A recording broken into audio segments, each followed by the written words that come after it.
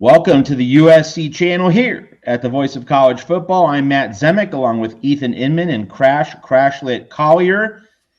It's an off week, not a bye week. It's an off week for USC. So on our Tuesday game preview show, we don't have a game to preview. Obviously, Michigan's next. We're going to save like the heavy gunpowder for next Tuesday. And of course, we have a Wisconsin-Michigan game that we'll obviously all be watching this upcoming Saturday as a scouting report. So a lot more on the specifics of the Michigan matchup next Tuesday here at the Voice of College Football. We'll certainly talk a little bit about the Michigan game and its importance, kind of the 40,000-foot view. Next week will be more of the particulars.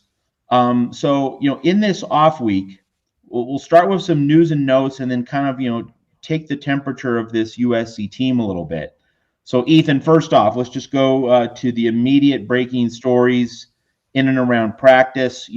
Health needs to be a priority during this 2-week break before Michigan. There's some good news on a couple fronts. Tell our audience about it.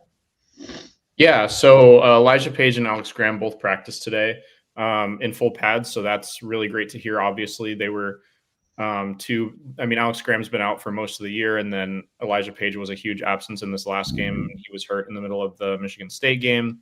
Other players that I've seen updates on, Lincoln Riley said he doesn't believe Brian Jackson's out for the season, but he's still in street clothes this week. And Killian O'Connor is set to miss a couple of weeks. So lots of different injury updates this week. Two of them are really great. And, everyone should be excited about that. I would hope that it means that Elijah Page and Alex Graham are both going to play against Michigan. And then obviously they're going to have to keep dealing with the absence of Killian O'Connor and Brian Jackson for what looks like a while longer. So I don't know. You guys have any thoughts, anything to add on that? Yeah, Crash, your reaction to that injury report.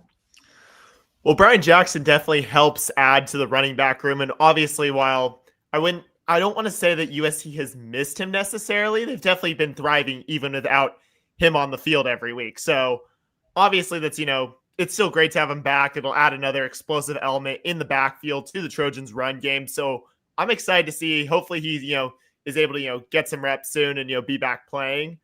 But I think the more crucial guy is Elijah Page coming back. And obviously, you got to give credit for how USC has been playing, considering everything limited, especially after O'Connor went down, how they've had to shuffle some guys around and really just have to find a way to make it work, which for the most part they did. Obviously, like I said on Sunday, there were some times where I thought Jade Mayava was scrambling a little bit too much, which isn't exactly his play style.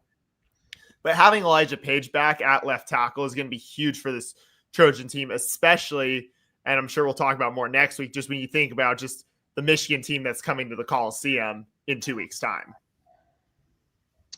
I think a broader question we need to deal with during the off week, during this 2-week down period before Michigan is, and we briefly touched on this on Sunday's show after the loss to Illinois, depth. There was supposed to be more and better depth on this team. And it really, on the offensive line, yes. Like there was, the offensive line did not fall off a cliff with Killian O'Connor and Elijah Page both out. A lot of offensive lines, 2 starters go down, the whole house collapses, like matchsticks.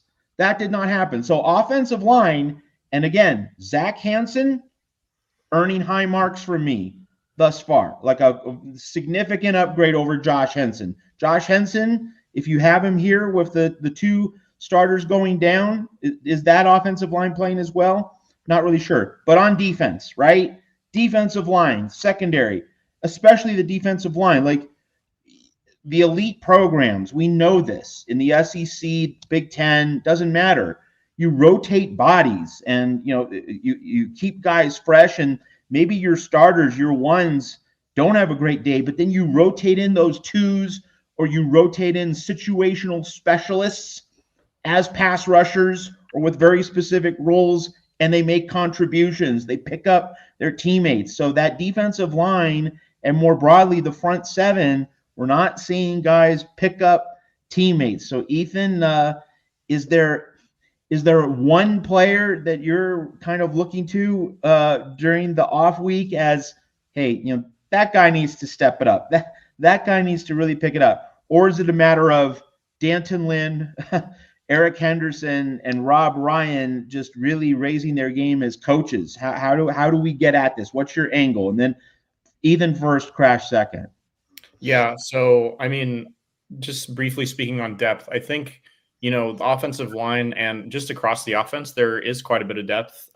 Like you said, the offensive line, there's depth. And then, the running back room is obviously very deep. You could even argue that the quarterback room is deep because I think everybody's seen some flashes out of Hassan Longstreet when he's played.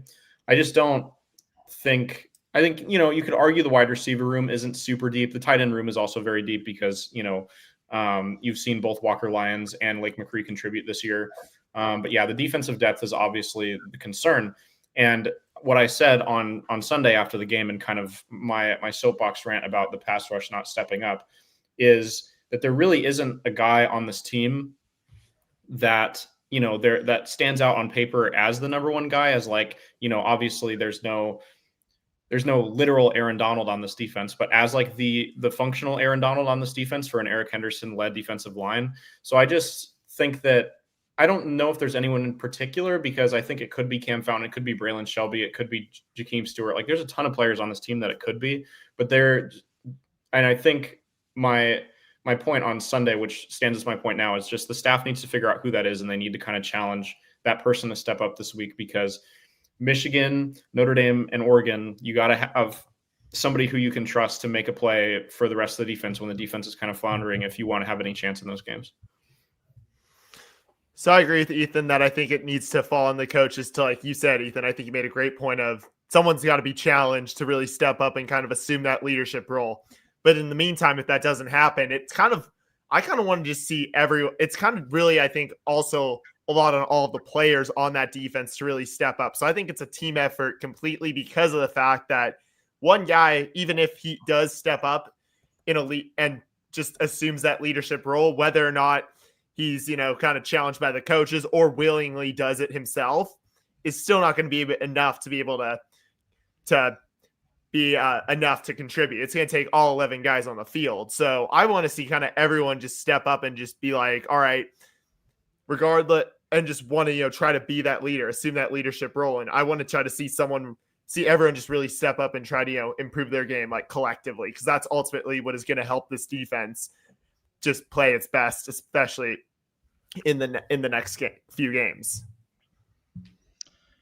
Kind of, flowing from the depth conversation and needing guys to step up, needing guys to be better, kind of a related question, it's separate but related, is, do you think that what's plaguing the USC defense is more a question of scheme? Now, obviously, if Alex Graham, hypothetically, is able to play against Michigan, maybe that snaps some pieces into place. But, even if Alex Graham does play, he's not, hugely experienced.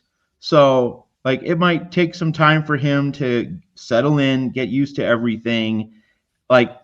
No one should expect that he's just going to hit the ground running. He's going to be a rock star against Michigan, right? So, so Danton Lynn, even if he thinks that the alignment of his jigsaw puzzle is going to be better against Michigan, there's a lingering problem that, the scheme hasn't really worked.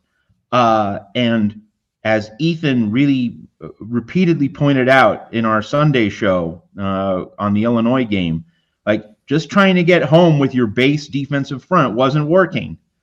And there were no real adjustments, no attempts to kind of get out of that base pattern. So in an off week, you would think that some exotics, some wrinkles, some curveballs are going to be thrown into the mix, because USC's fastball wasn't working. Side note, Hunter Green's fastball wasn't working tonight against the Dodgers. LA up 5-0. Dodgers were very kind to go up 5-0 before the show started. So Los Angeles sports fans are not in suspense. Do I watch Matt, Ethan, and Crash or the Dodger game? No, you can just be with Ethan and Crash because Dodgers got this. Anyway, back to USC football. The question about the scheme versus guys needing to be more physical and versus guys just not being experienced and maybe just the learning curve's going to take more time. I mean, at USC, like 1 month into a season, you shouldn't be saying, well, the growth and learning curve is going slower than we thought, and it just is going to take a little more time. Like, I don't find that acceptable. If you're a big boy program, you know, you had 4 games, 4 manageable games to work yourself into the right form, the right mindset, and be, you know, pretty much where you hope to be. And no, those first 4 games were not enough for this defense, especially up front. You know, I'm going to cut the secondary some slack. And I think all 3 of us agree, and I think a lot of fans would agree too. It was up to the pass rush to help out that banged up, undermanned secondary against Illinois. And as Ethan pointed out, that Illinois offensive line was a sieve. It was Swiss cheese against Indiana and against most of its first few opponents. That defensive line needed to be the unit that stepped up and picked up its teammates in the back end. That didn't happen. So as we talk about solutions to this, fixing this over the next 2 weeks on the practice field and in the film room, does it get to scheme first, or is this more about guys needing to be both more physical and just to be a lot smarter and more aware as football players, and the coaches can only do so much? Where do you come down on that? Ethan first, Crash second. So I'm not really putting this on the players because I just feel like what I've seen from them, like the ones who are making, I mean, there's a couple of exceptions, but most of the players who are making mistakes are like freshmen and it's their first game. And it really just seems like a general philosophical thing that's kind of stacked up across the entire game. Like, yes, mistakes are being made. There's, you know, lapses in discipline, all that kind of stuff, which you could pin on the coaching staff as well. And I've done plenty of times on the show, but I just think I think my kind of theory about this game is that USC played the Purdue game and they played this kind of like bend don't break defense, and it worked against Ryan Brown because Ryan Brown could throw, you know, the short pass, but then made really terrible mistakes inside the 20-yard line. And they kind of figured, okay, we're facing another quarterback in Luke Altmaier that doesn't take a lot of risks, and he doesn't make nearly as many mistakes as Ryan Brown, but maybe we can just kind of manage this bend don't break defense, and someone on the Illinois offense will make a mistake. And I mean, that did happen twice on the 3-yard line, but it didn't happen enough that, you know, I don't think anybody that was watching that game had any faith that the USC defense could get a stop at the end of the game, because they got handed the ball twice and then they made 1 3-and-out stop. So I just think the main frustration for me when watching it was, how do you not get more aggressive? And I think that's just kind of maybe I feel like the coaching staff is probably compensating for the lack of experience by playing this kind of like softer bend don't break defense, because they're afraid that, you know, these freshmen are going to make mistakes. And like, I don't know, I just think that their focus needs to be elsewhere. Like, instead of being afraid that the freshmen are going to make mistakes, like correct the mistakes that they are making, which is discipline and penalties. And then, like, you know, like it's about this year, but it's also about 2026 and beyond. Like, you have the number 1 recruiting class coming in 2026. Like, if you want these players to grow into players that are going to be, you know, like decent players towards the end of this year, but also, you know, hopefully dogs in 2026, you need them to be kind of thrown into the fire a little bit more. I don't, you know, obviously mean pinning the entire success of the defense on the shoulders of a couple of freshmen, but, you know, like every play, they don't need to be giving the receivers so much space, and you know, and USC can definitely rush a few more players and do a few more exotic blitzes, because I feel like that was a big issue in this game as well. As like they did one really big exotic blitz of note and it got home to Luke Altmaier, and then the rest of the game it was just like, we're rushing the base guys and nobody's getting home. So I think, obviously, like you said, Ethan, I think there's a lot to do with like the scheme that they're running, and I think they should be more aggressive too. But I think it also does fall on the players a little bit to be playing a bit smarter too, because I think there are certain things that obviously, like, you know, the coaches are responsible for, like who's on the field and who's where, those sort of things. So I think that can be cleaned up for sure. But I also do think there are some things that are just like inherently on the players, like just playing smarter, being more physical, and then also just avoiding the penalties. Like, that's just the one that just is driving me insane every week. Like, and I feel like a little bit like I'm going back to, the first 2 years of Riley's tenure, when that was like the big issue, especially on the defense, where it's just like, you're just like, oh my gosh, not again. Come on. Like, why is this happening? So I think it's partly on both, really. I think there is something with the scheme and like the coaching side of it, then also just the players being smarter and more disciplined. And I think you're onto something, Crash, and it really is a very nuanced point, and it has some contradictions. I think D'Anton Lynn definitely doesn't want to overexpose his players, especially in the secondary. Like he knows that there's a lack of experience due to the injuries, due to the unavailability of Prophet Brown and other players, and of course they were caught without Kamari Ramsey. He had one of Ethan's bad milkshakes, over the weekend. But if you watch Sunday's show, you know what I mean with that reference. If not, you can ask Ethan on social media about it. His elaborate joke. All right, but anyway, in terms of D'Anton Lynn, I think it's clear he wants to protect his inexperienced guys in the secondary, but the defensive front is inexperienced too. So, like, you can't protect everyone if everyone's inexperienced. Like, you have to throw them into the deep end of the pool, and they have to learn. They have to learn to swim. I think that's where USC is. Like, instead of just trying to compensate and think about protecting guys, the other approach is turn them loose, sick them, and over-aggression obviously can lead to very bad mistakes. And I brought up the point briefly on Sunday, and I'm going to revisit it now. It's not as though you want the opponent to hit 80-yard touchdowns, okay? Of course we don't want that. But in terms of how Lincoln Riley and how USC want to play with what is currently an offense-first team, no one would question that the offense is the strength of this team.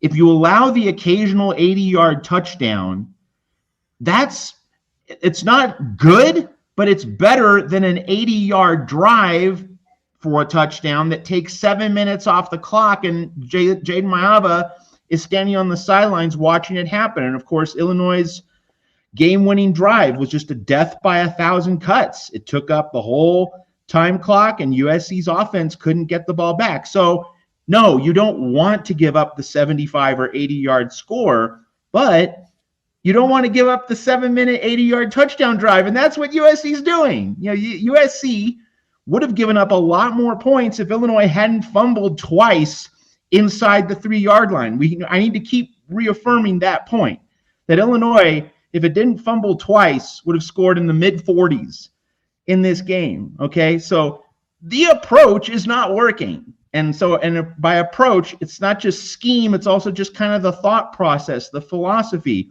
So, look, you might make mistakes if you're hyper-aggressive, but this death by 1,000 cuts, that's the worst, because your offense is on the sideline. Your offense is not getting more snaps. Your offense is not able to control the flow of the game. And if you give up a touchdown in 30 seconds as opposed to 7 minutes, your offense has a chance to wear down the opposing defense a lot more over the course of 60 minutes. It's like tennis in an older era. I grew up in the 80s. I grew up watching John McEnroe and also Stefan Edberg at Wimbledon. Great serve and volleyers. Serve and volley tennis was part of tennis in the 1980s in a way it isn't right now. Right now, it's all baseline with Alcaraz and Sinner, etc. Djokovic as well. But in the 80s, serve and volley was used a lot more because the racket technology, everything about tennis, you could attack the net and you wouldn't get past as much. But one thing the great serve and volleyers such as McEnroe and Edberg always said, it relates to my point. You know what? If you're rushing the net, you're going to get past. Obviously you hope to win most of the points, but there are going to be times you're going to get past, and you can't let that deter you, right? You can't let that make you be afraid of ever coming to the net and being aggressive. You have to play your game knowing you're going to lose some points, but you're going to win the war. You're going to win the match. You're going to win the whole thing. You might lose 25 points rushing the net, but you're going to win 55. and in sum, over the course of the whole battle, it's going to work out. That's the analogy. That's the analogy for USC's defense. You're going to give up some big plays. Perfection is not, the realistic standard. Like this defense is not going to be the 1985 Chicago Bears. Okay, going to give up some points, but if this team gives up 24 points instead of 44 points, which is what it would have given up roughly if Illinois hadn't fumbled twice inside the 3. If this defense gives up an average of 24 points a game, USC's in really good shape because that offense is going to hang 30 far more often than not. And Lincoln Riley, we all know this from his days at Oklahoma, he would win the 52-45 game because he had Baker, because he had Kyler, because he had Jalen Hurts, because he had Caleb Williams, and that transferred into 2022 at USC. If this defense gives up 24 points, just as a representative number, this team's going to be really good. All right, so that means you're going to give up something. You're not going to play a perfect game, but might as well be aggressive and make mistakes that way on that side of the ledger rather than this death by 1,000 cuts. The other team drives the ball for 7 minutes and keeps Jaden Mayava a spectator. So, we talk about scheme. I think, gentlemen, it's even more simple than that. It's not just the scheme, it's the approach. It's just the thought process of, hey, let's stop thinking and let's just go after it. Go get them. And maybe that simplifies things. And Danton Lynn talks all the time about making things simple for his guys to understand. Right now, it really is a lot like Alex Grinch in that guys are kind of paralyzed. They're not, they're on their heels and they're a little bit confused, and like their natural athleticism isn't showing. It isn't spilling out. Is that the right read, or is the other answer, the more depressing one, the right answer? These guys just aren't that good. Ethan first, Crash second. Oh, I don't know, Matt. I think you have a lot of natural talent on this defense, and you can tell like that these guys are fast and that they, are athletic, and they were highly rated coming out of college for a reason. Kind of as Jeff is saying, they were studs in high school. So, and they are freshmen, so they have a lot of time to grow. So, we shouldn't judge their entire career right now. Obviously, they have a lot of time to kind of grow out of their mistakes. But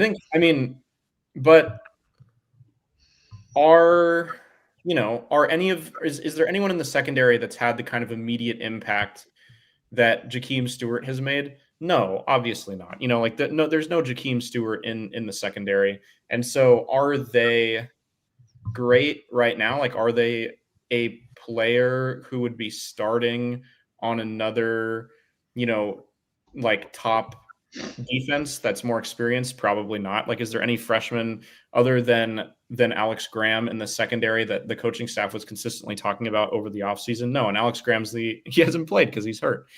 So yeah, I don't think that they're incredible. I think I fall somewhere in the middle. Like, I don't think that they're incredible right now. I think that they could still grow. And that, I feel for them a little bit because they didn't have the time to kind of grow in this system before, being put on the field, and, being put on the field with this seemingly kind of soft, very conservative play calling, so that they don't really have a ton of opportunity to make plays. But I don't know. I certainly hope to see them get turned loose a little bit, them to be more confident, them to kind of remember their high school days, remember why they were recruited so highly, and just kind of like you said, like forget, have a short memory if they make a mistake, and just, be proud of the uniform that they're wearing and go out and attack. So I think it's a bit of both. And I do like what you just said, Ethan. That reminds me of something Paul Correa always said. Like, he's actually a family friend, and he always talked about during his hockey days, he said, like, what did I do? Have a short memory. So that's definitely something to do. And just don't think, I hope they're turned loose and just play more aggressive, play more physical, and just like, all right, yeah, like you said, Matt, you know what? Maybe once in a while there's you give up an 80-yard touchdown pass. You just, all right, forget it, let it go. Offense goes on the field. You got time to just analyze the mistake, think about, just understand what went wrong, then get back on the field and just make sure you don't do that again. Just have a short memory. Don't think about it. But I think also it could just be possibly the talent, but I'm also and there's obviously have been some injuries that do factor in that, you are having to throw some of these guys into the fire a little bit when they're definitely facing offenses that are better than they were facing in high school. No doubt about that. But at the same time, these guys are, like you said, Ethan, these guys are highly recruited. So they need to remember, like, what was it that got me to the University of Southern California? So I think when you think about that, I think it's definitely a bit of both where they need to be, be able to just be turned loose, but then also I think also just figure out how they can, keep getting better as well at the same time. And just also just kind of like you said, Matt, just don't think, just play. Yeah, and we'll talk a little bit about the Big Ten since this is an off week. We won't be talking about the Big Ten regularly on our shows, but during an off week, it is kind of worth just taking the temperature of the Big Ten.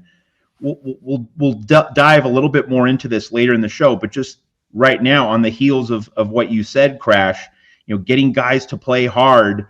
Dan Lanning does not have that problem at Oregon. We saw that against Penn State. Like the energy, the communication, the culture that Dan Lanning has. And we can question his fourth down decisions all day long. Like that is an annual tradition with Lanning. And he has his flaws, but culture's not one of them.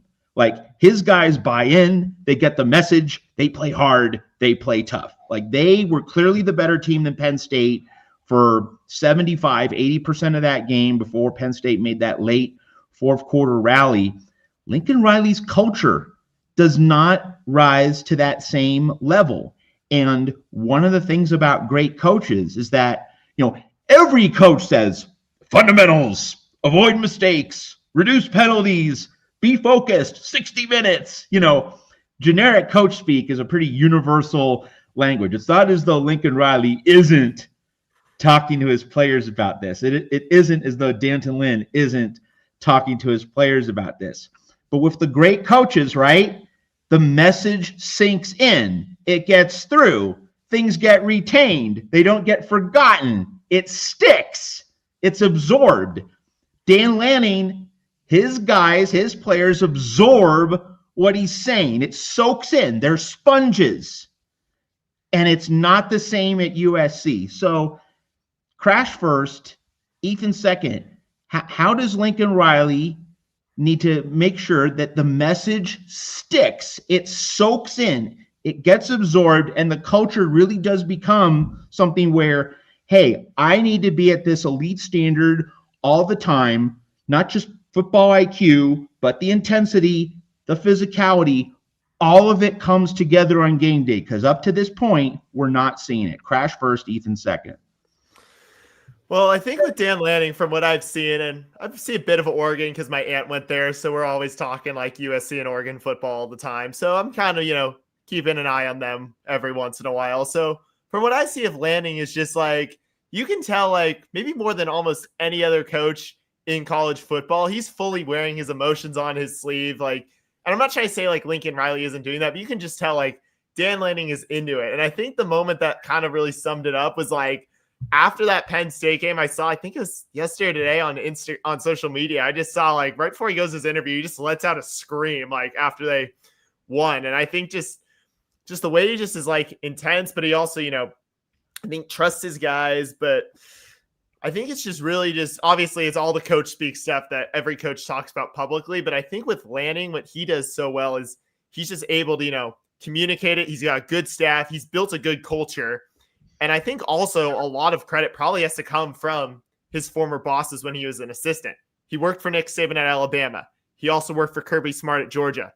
Two of like one of the greatest football coaches ever, and arguably maybe the greatest active football coach right now. I mean, I don't know if you want to agree or disagree. That's a different discussion, but I'm just going to say that for, Dan Lanning has also had some great mentors through his career. And so is Lincoln Riley. But I think just with Lanning, he's had to come in and he's just seen what, it takes to, really get guys to buy in. And even just when he came to Oregon, obviously, Mario Cristobal did leave a good situation, definitely one better than the one that Lincoln Riley walked into at USC.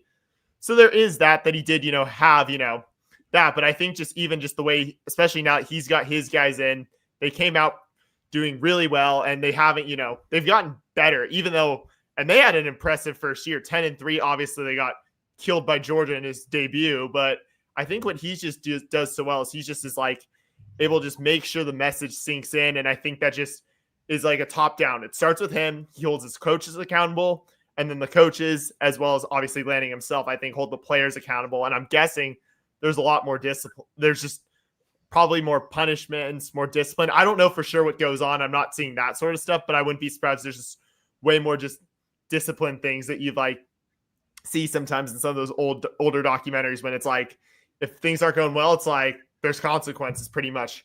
I'm not sure if that's what's happening at USC. I'm not sure.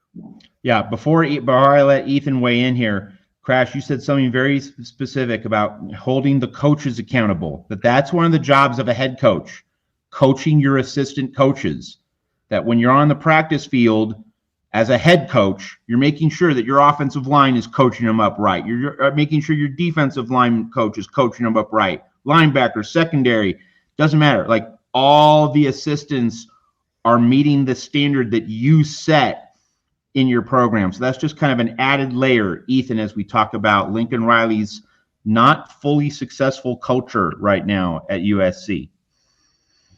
Yeah, I think, my take on it, on just briefly on the culture thing, which I kind of shared last week with my burgers and milkshakes joke, is that I don't know if, Lincoln Riley has to necessarily be like babysitting Danton Lynn for it to be successful. Like, the example I always bring up is Kyle Shanahan and Robert Saleh in San Francisco. Like, when those two are paired up, they generally have success. And the reason why is because Kyle Shanahan handles the offense and Robert Saleh handles most of the defensive duties.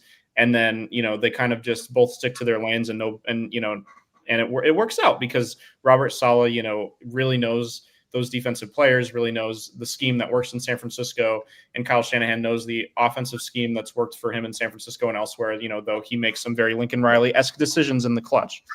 But other than that, it's, it just kind of works. They split the duties and it kind of works. And I think that could work for Lincoln Riley, but it doesn't work when Danton Lynn is coaching like he did on Saturday. Anyways, so apart from that point, I really wonder if this whole discussion about coaches and personalities and accountability, I really wonder if it's a generational thing, because I think that a lot of the older fans that I see online and just kind of, their perception of Dan Lanning seems not positive. Like, I think a lot of older fans think Dan Lanning's a jerk, or, that he is too emotional, or that he is too demonstrative, or, you go down the list of things. Like, Dan Lanning's obviously not Nick Saban. Like, Nick Saban was very, and Bill Belichick as well, very emotionally flatlined, and they demanded respect. And, that was kind of their whole thing. Dan Lanning approaches the game with just this very youthful, energetic rage almost all the time. And I don't know. I just thinking about it, feels like my generation gravitates towards that a little bit more than previous generations probably did. My generation, meaning current or recently graduated college students, seem to like the Lanning energy a little bit more. Kurt Signetti is another example of just someone who isn't really afraid of making really bold statements in the media and that kind of thing. And he's not quite as much of a Lanning because he's a little bit older, but still it's like a similar thing. And then an example that I thought of that is outside of college football is the San Francisco Giants have a coaching vacancy right now because they just fired Bob Melvin. There's a really interesting discussion online surrounding that vacancy because, there's one class of thought that's like, just bring back Bruce Bochy, right? Because he won 3 World Series titles there. Buster Posey's the president of baseball operations. They have a great relationship. Just do what worked already, bring him back, and, try to ride that wave of success again. Bruce Bochy just won a World Series in 2023. With the Rangers. So, he's done it outside of San Francisco. He probably doesn't have a ton of years left, but he has at least, probably 5 more years of decent health that they can kind of count on. So you have that line of discussion. And then there's a line of mostly younger fans who really balk at Bochy's age and there's a really out of left field candidate that's been thrown into the discussions for who should be their next head coach, and it's Tony Vitello, who's the head coach of University of Tennessee baseball. And the reason why I think a lot of younger Giants fans really like him is because of his energy, like, winning games and jumping into the crowd with all the Tennessee students and all this stuff. And like, he's not a very traditional baseball manager, and a lot of non-Giants fans would probably hate him because of that, because there's a lot of old traditionalists that are in baseball and don't especially always like showing emotion and celebrating and all that stuff. And the adjustment from college to the pros in baseball is a lot more difficult than a lot of other sports. But regardless, I just think it's a really interesting, I think, another case study on this whole, maybe there's a bit of a cultural difference, and to get through to this generation, maybe you need to be a little bit more open with your emotions and a little bit kind of more ready to go to war. And it's not like just purely a generational thing, because like I describe Pete Carroll as someone who wears his emotions more on his sleeve, and he was like a generation ago. He still had success. Yeah. So Pete Carroll, let me just interrupt. Pete Carroll is a younger soul than Lincoln Riley. Yeah. Like Lincoln Riley acts like a 60-year-old. Pete Carroll acts like a 35-year-old. Even though their ages are very different. Yeah. And you know what? I grew up in the 80s, Tom Landry, Dallas Cowboys, the guy in the hat, Mr., just the ultimate stoic, wouldn't betray any emotion at all. Like Saban would occasionally blow up, but like Landry was the ultimate poker face among football coaches. Like no one's going to top him, but like he was enormously successful. But of course, with almost all coaches, at some point, the luster fades, the greatness begins to decline. And like there was just an avalanche at that time in the mid 80s with the Cowboys. He just doesn't show emotion, game passed him by, can't relate to the modern athlete, but like he dominated the NFL for 20 years, basically. And it's so easy to get into that trap of, well, if you don't show emotion, you don't really care as much, which is BS. But like this is the other side of it, that you do need to connect with 19, 20-year-old guys. And Pete Carroll, obviously, he did that at USC, at the elite level. And there is something to the notion of, it's not just saying the words, right? Because all coaches say the words. All coaches stress the same things. But again, which ones get through? Which ones manage to stick the landing? And so, when we talk about Lincoln Riley at USC, away from Oklahoma, where Bob Stoops, set everything up for him on a platter, he didn't have the same situation at USC. Like, I think this brings us to the fundamental question: what does Lincoln Riley need to adjust at USC? Is it the way he acts as a front-facing, executive, CEO, leader of the program, or is it, just the style that he implements on the football field? Is it tactics? Is it something else that we can't quite pin down? But if you had to just boil it down to one thing, what is the fundamental adjustment Lincoln Riley needs to make? Ethan, then Crash. So I don't think it's necessarily like a personality adjustment. Like I don't necessarily want to see Lincoln Riley start acting like Dan Lanning, because I think that would be kind of disingenuous. Like there was a recent comment that I saw that I thought was really interesting, where he was talking about kind of the Eric Musselman stuff that we talked about in the bonus cut channel. So make sure you check out the bonus cuts, where we talked about the personalities of Lincoln Riley and Eric Musselman and Lindsey Gottlieb. And he said something like, man, like Muss is really crazy and he does a lot of like outlandish stuff. Like I wish I could get myself to do the stuff that he does sometimes. So it's just obviously not in Lincoln Riley's personality to act out, to be a Dan Lanning, to be an Eric Musselman, and just, kind of make a fool of himself. Like he seems like the kind of person who's just not that kind of personality. So if he tried to act like that, like I said, I think it would come across as disingenuous, and he wouldn't connect with his players any more than he already does. I think I don't know. I think there are some developments in the culture this year that I do like. I think, they, at the beginning of the year, we were talking about culture in a positive way a lot because they were showing up to the games in all of the same outfit. And it seemed like, and the players were really engaged on the sideline. And it seems like one thing that they've been able to do with this team is really make it like really a team, everyone have like a team first attitude and everyone really roots for each other. You saw that with the two tight ends celebrating with each other after Walker Lyons scored the touchdown in the Michigan State game. Like there is a genuine improvement in that area that I'm not sure we always saw in the first couple of years. And I think that has to do a bit with, you bring in all these transfers and it's kind of a patchwork roster, and they were all really good football players, but did they always, like, and it was Lincoln Riley's first year, so he hadn't really had time to instill the culture, and they were just kind of off and running before they'd ever really established anything. Like they just plugged and played guys who were really great at football and never really set the tone there.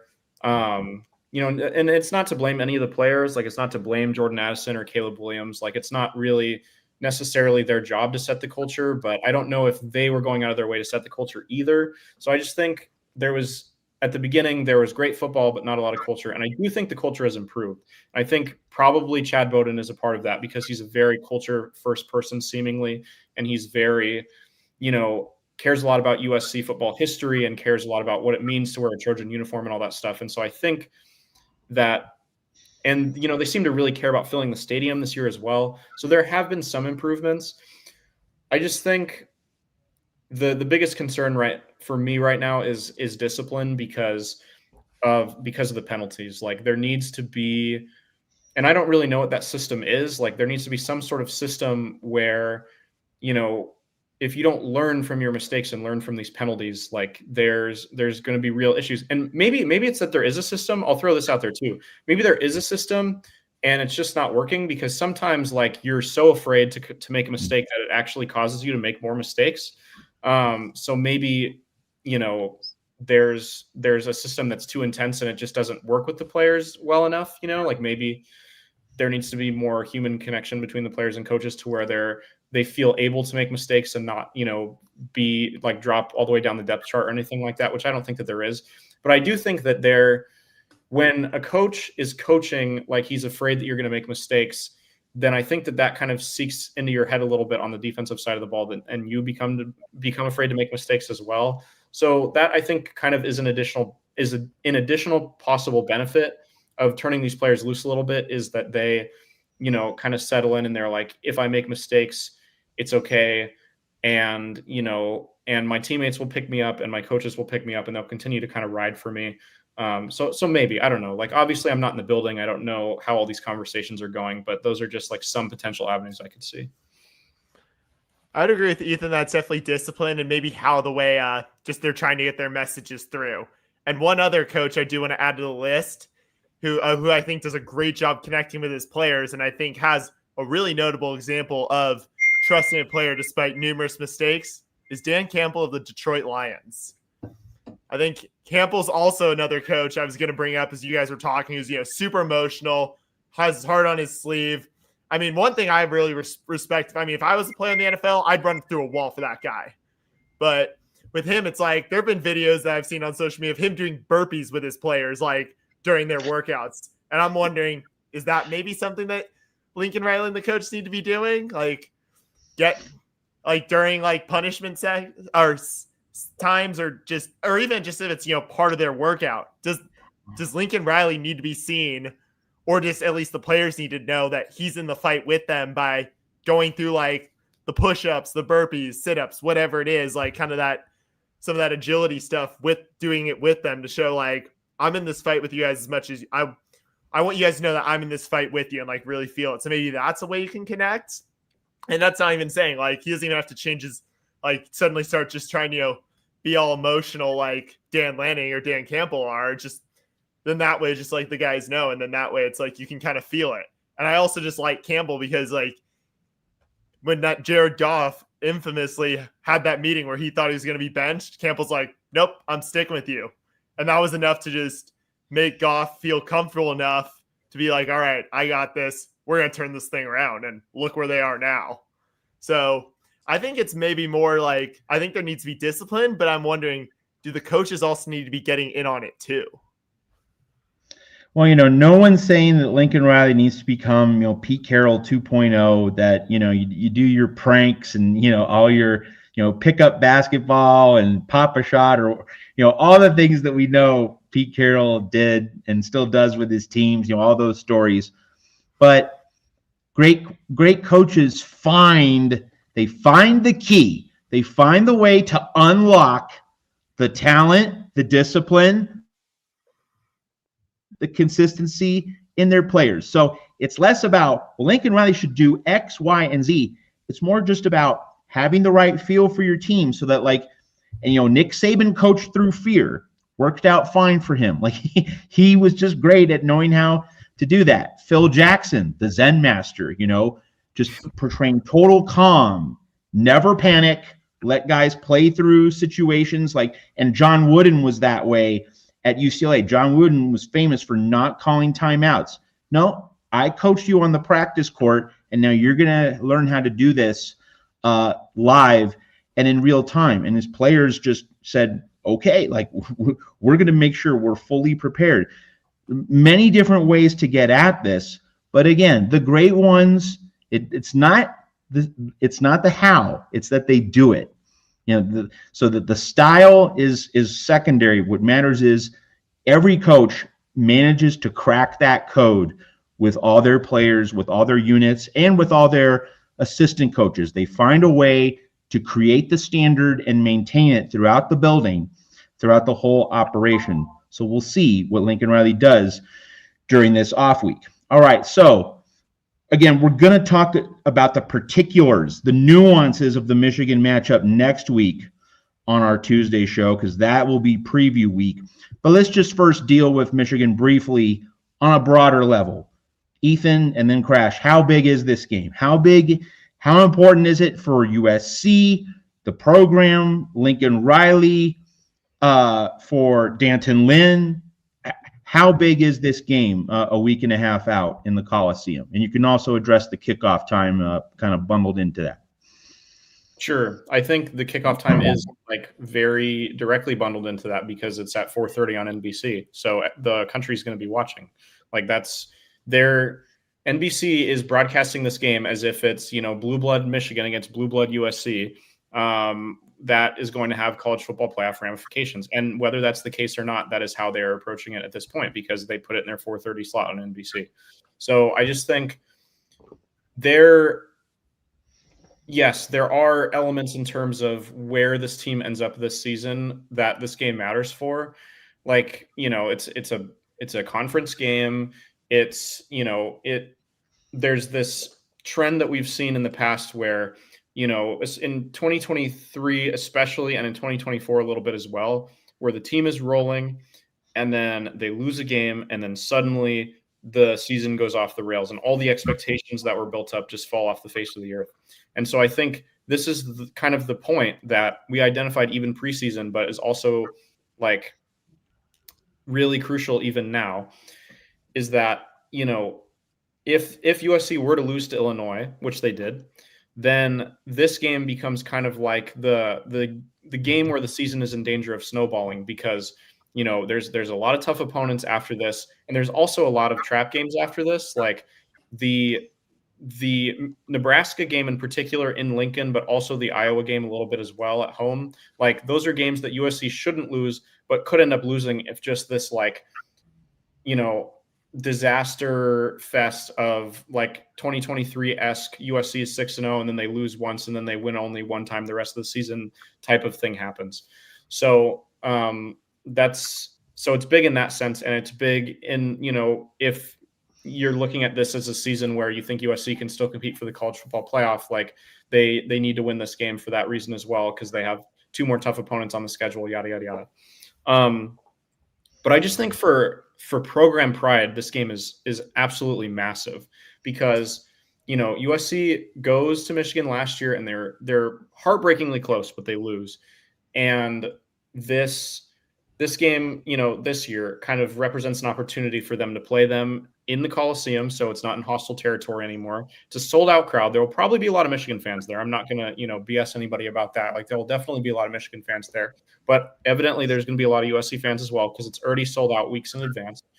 And, this is what the whole internet of Big Ten fans outside of USC was saying after the Illinois game. It's like USC doesn't belong in the Big Ten.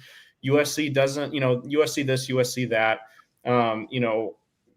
just all this. USC isn't a blue blood anymore. Like all of this criticism, and USC can't talk back about it because they just lost to Illinois, and they don't really have like a signature victory in the Big Ten yet, I would say, because they lost to Michigan last year. They lost to Penn State. Like those were kind of the big Big Ten games. So I just think this establishes like hey, we can compete in the Big Ten, even if we don't compete for a Big Ten championship this year, like we can beat one of the premier Big Ten programs. This is, going to become an actual rivalry. We're not going to sink down to, the Rutgers and the Nebraskas of the world. Like we're here to compete. We're here to be at the top, and we're here, to if not this year, next year, compete for a Big Ten title and compete with these programs that, and, beat these fan bases. I think it's also especially important to note that Michigan's only loss thus far is to Oklahoma. So just like they did, they kind of crawled into our chat on the post-game live after we lost to Illinois because they were, just feasting seeing us cry about Lincoln Riley and how his game managing decisions were terrible and how he still hasn't figured out how to have a good defense at USC. They're going to, be like that tenfold if we lose to Michigan because they beat Michigan earlier in the season. So it's, kind of the sweetest taste of victory other than beating us directly.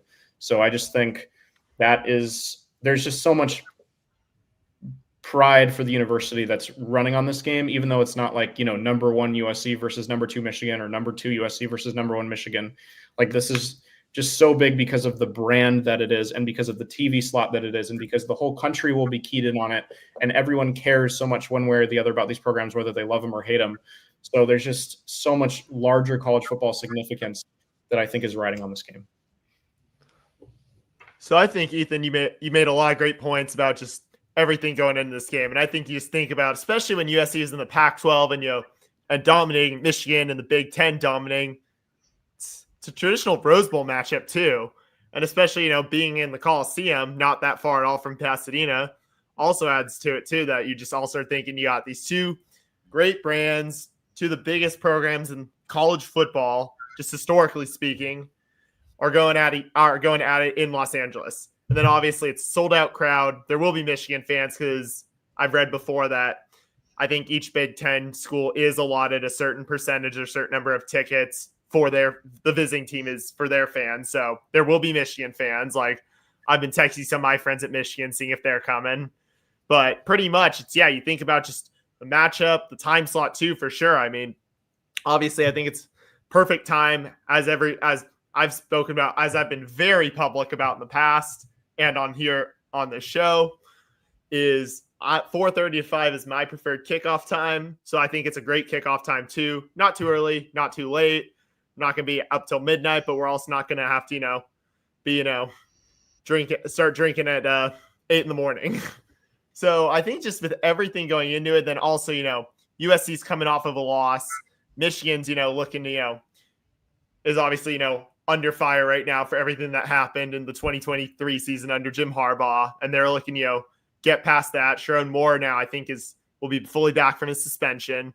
So I think just you think about just everything that's going on. I think it's just both programs are really just trying to look for, I think, that just validation, also vindication, I think, too, of like, we're back. We're not going away. We're here to stay. And I think that's especially true for both teams. So I'm really excited to see them just go out and compete because of just everything that's online, especially just what both programs want to prove to the entire country. Yeah, the primetime game means no breakfast burrito tailgating for Ethan. Sorry, Ethan. It's gonna have to be a dinner tailgate. Ethan will still bring a breakfast burrito. Watch him. You can eat breakfast burritos at 4:30 p.m. Oh, I do it all the time. Okay, but my over-under for breakfast burritos just went down a couple with that primetime kick. All right, folks, we're going to have one more segment for you here on the USC channel at the Voice of College Football. But first, a word from our sponsor. We'll see you in 1 minute. College football is even more exciting when you've got some action on the line, and the games are even better when you're cashing in. And the Voice of College Football is the place to be to get the greatest value. Start with my picks. 75% against the money line, 58% against the spread, and I've got a 40-plus year track record. 11-0 in the college football playoff for me last year against the money line, 8-3 against the spread. And I'm just the warm-up act. Steve Merrill of Wager Talk is our ace in the hole, show stopper. 7 years with the Voice of College Football, over 30 years in the industry. Steve gives us analysis on all the big games, but you can't miss Steve's weekly under-the-radar pick. 28-12 against the spread the last 3 years. You also get picks from some of our top analysts here at the Voice of College Football, including Corey Bratta, Matt Zemek, and Steve Dace. Check out those numbers. Become a YouTube or Patreon member for just $99 per month. Go to the main channel on YouTube, click join, and then select the betting tier. Do the same thing on Patreon. Make 2025 a winner now. And of course, Mark Rogers' show, national show at the Voice of College Football, Monday through Saturday, 10 p.m. Eastern, 7 p.m. in LA and the rest of the West Coast. So follow Mark Rogers as well for the latest at the Voice of College Football. And we remind you, go to vocfb.com shop. You can get that vocfb cap, the straight black or the camo. And of course, you can get that with USC on it. And of course, it's not just caps, but shirts as well, other forms of merchandise as well. But you get the USC VOCFB cap at vocfb.com/shop. Every purchase supports the USC channel, and it supports the Voice of College Football. And let's remind you, you go to the USC YouTube homepage at the Voice of College Football. You click on that join button. You join at the middle Heisman tier or the top national champion tier. You get those bonus cuts. Ethan mentioned bonus cuts earlier. We did a segment comparing the leadership styles of Lincoln Riley, Eric Musselman, and Lindsey Gottlieb, the three main revenue sport head coaches at USC. That's just one example of the bonus cuts that you get. You get insider access at the middle Heisman or top national champion tier at the Voice of College Football. So as we bring it back, final segment, it's an off week. So, we don't have like a Big Ten segment every week, but this is a good time to look at the Big Ten just with USC not playing this upcoming week. We'll all be watching that Michigan-Wisconsin game, for instance, Saturday morning, get a scouting report on the Wolverines. But just your overview, guys, of the Big Ten. Obviously, Oregon beating Penn State, that's a very big result. Ohio State looks like all defense, no offense thus far. It's going to be interesting to see how that team changes. And then, Indiana not looking great, but, Kinnick Stadium in Iowa City, always a tough place to win. And so Cignetti is able to go in there and win. What's your view of the overall Big Ten football power structure, how good the teams are, and how good perhaps USC stacks up against, the various teams that's going to be playing later this season? So Ethan first with your Big Ten overview. You can take this wherever you want to go. Ethan first, Crash second. Sure. I think it's a really intriguing conference. I think that, kind of the best case scenario when this whole merger happened with, the four Pac-12 teams, the four former Pac-12 teams joining the Big Ten, like the best case scenario was that this would become a conference of really intriguing matchups that you've never really seen before. And, you kind of see that with the Oregon Penn State game, like that's not like a regular season game that you were going to see in the past, but now you have this game that, had huge national significance, one of the biggest games of the year. And you get to potentially see these teams rematch like within the next year, 2 or 3. So there's just like these iconic games, these big games that happen, these big matchups, like they're going to come back and they're going to continue to be really interesting. It takes some adjusting, obviously, and like you miss some of the traditional rivalries, but I truly think that there's going to be some new rivalries created, and I think that that's been one of the cool things to see so far. Outside of that, I think it's really interesting to see a lot of the talk online about what constitutes as like an intimidating Big Ten atmosphere, because you have these new schools joining in Washington and Oregon that like really believe that their places to play are some of the hardest places to play in all of college football.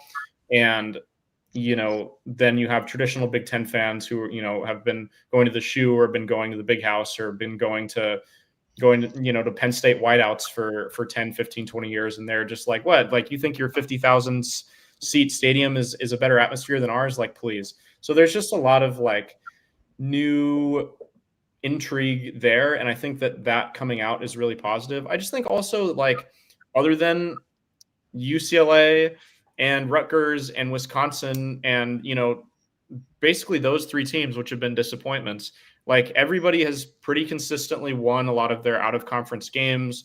And there's a lot of it feels like a conference this year where, there's a couple of clear front runners, but it really feels like anybody can beat anybody. So there's going to be a lot of good football. There's going to be a lot of intriguing games, probably a lot of upsets, I would think.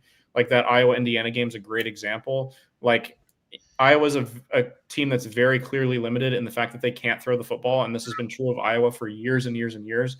And yet they took Indiana down to the wire anyway.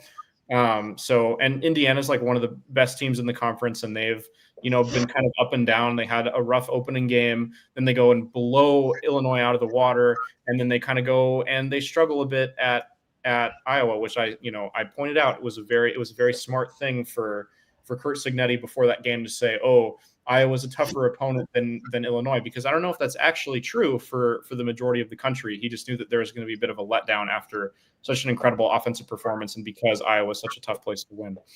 But I don't know. I think that you've seen a lot of the teams that were at the bottom of the conference improve. I think Purdue's a better team this year. I think Michigan State's a better team. I think Nebraska's a better team. Even, you've seen Northwestern get a couple of wins already.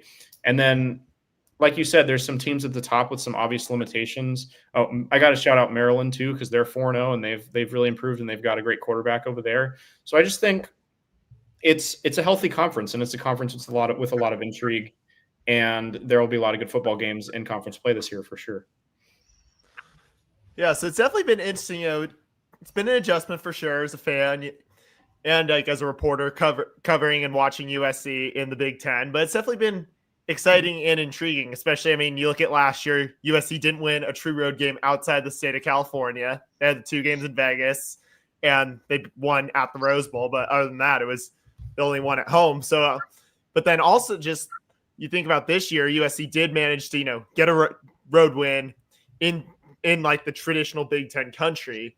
But it's also been intriguing to see how like the rest of the conference has been doing that. It's like, you just see, it's just been interesting to kind of see, I guess you see a bit more parity this year just with the Big Ten, I guess, and just like how teams can sometimes like anyone can beat up on anyone. But then it's also been exciting to see just some of these like new stadiums and just how they respond. And even just sometimes just turning on the TV and seeing some of these like Big Ten stadiums that I haven't gotten a chance to go to, but just seeing how they, are super into it, or talking to people I know who have gone or are fans of those schools, and just what those experiences are like. And obviously you made an interesting point about how people in the Big Ten, or like who are like fans, like go to the Shoe or the Big House or Beaver Stadium, they're like, oh, what? Like, oh, you're 55,000 big. Oh, that's nothing. I'm like, I mean, the one I can't speak since I haven't been to one of those stadiums, but I can speak about being at Autzen Stadium.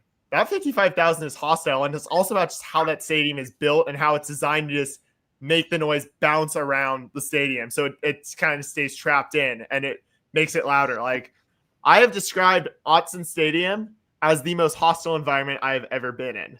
So I think that's the other thing that's interesting too, is maybe you have some of these incoming Big Ten schools in USC, especially USC, Oregon, Washington, obviously UCLA in the Rose Bowl. Yeah. UCLA in a completely separate category. Force down I'll just throw in a force down as well, just to add on to that insult a little bit. But even though it wasn't the point, but I know it'll be taken that way, so I'm just gonna own that. But with those three stadiums, you're seeing like even they're just like, you can just tell like they're like saying, okay, yeah, maybe we don't have as many fans, but or seats in our stadiums, but we still know how to get people to our games. And then there's still, really tough environments to play in. Like, I think you're seeing that with teams that come to the Coliseum. I think Michigan State certainly experienced that. Michigan will certainly experience that. I mean, they're going to have a bunch of fans themselves, but they're still going to have to deal with just the USC crowd when they see the screen saying Wolverines have requested silence, respond accordingly. They have to deal with that noise. And even just, I went to Husky Stadium last year, and that was more an intensive environment than I expected. So just, you see these fan bases who are just excited to be in this conference and show them, hey, we belong here. And I think obviously Oregon made their mark winning the Big Ten. Obviously they got killed by Ohio State in the Rose Bowl, but you can just tell, like, they are into it. Just fans are into it, and they just want to go check out these new stadiums. I think that's really the coolest part about it. Well, it'll be interesting to see how the Big Ten shapes up and what the plot twists are and how the balance of power changes over the course of the season. But right now, it certainly looks like Oregon has one foot in the door for both the Big Ten championship game and the college football playoff, a lot like last year. Not the kind of news USC fans enjoy, but just in terms of giving an objective reading of the conference, that's where things stand. Hopefully USC will be able to do something about that later in the season when it goes to Eugene. All right, folks, it's been a light night here, and you can understand it because there's no game coming up this Saturday. I think a lot of people even wondered if there would be a show, but that's a reminder. You want to tune in every week, and on Sunday we did say we would be doing a Tuesday show, but this upcoming Sunday we do take the day off because there's no post-game show, right? There's no game to cover, so we're going to be back at it next Tuesday with a full-on preview of USC versus Michigan. We're going to be watching that Michigan-Wisconsin game on Fox Big Noon Saturday, taking some notes, looking at the Wolverines, getting our scouting report since we don't have a USC game to cover. So we're coming at you next Tuesday with our Michigan preview show. And a reminder, vocfb.com/shop. Get that nice, snappy USC vocfb.com cap that Ethan is modeling for us so consistently and faithfully. The proceeds support the USC channel. The three of us need to eat. And they also support the Voice of College Football. And, of course, bonus cuts, exclusive insider access to bonus segments. Ethan, Crash, and myself. You can get that when you go to the YouTube homepage for the USC channel at the Voice of College Football. You click the join button, go to that middle Heisman tier or that top national champion tier. You get that exclusive insider access to our bonus segments. So for Ethan Inman and Crashlit Collier, this is Matt Zemek. Thanks for watching and listening. We'll see you next Tuesday here on the USC channel at the Voice of College Football. Fight on, everybody.